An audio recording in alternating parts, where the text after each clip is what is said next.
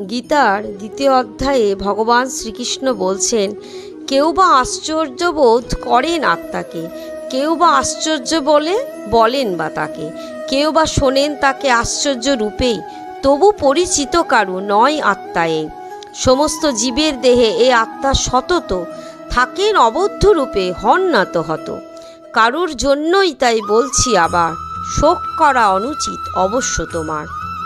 অর্থাৎ ভগবান শ্রীকৃষ্ণ বলছেন, এই আত্মাকে কেউ আশ্চর্য তুল্য দেখেন, কেউ বা আশ্চর্যভাবে বর্ণনা করে, কেউ আবার একে আশ্চর্যরূপে শুনে থাকেন, কিন্তু যে যাই দেখুন, বলুন আর শুনুন, জানেন না কেউই। হে অর্জুন, এ জীবাত্মা মহা সত্তাবানই হন আর ইতর প্রাণী হন, সকলের দেহেই এক রূপ চিন্ময় মূর্তিহীন এবং অবদ্ধ। সুতরাং তুমি কারোর জন্য শোক করতে পারো না।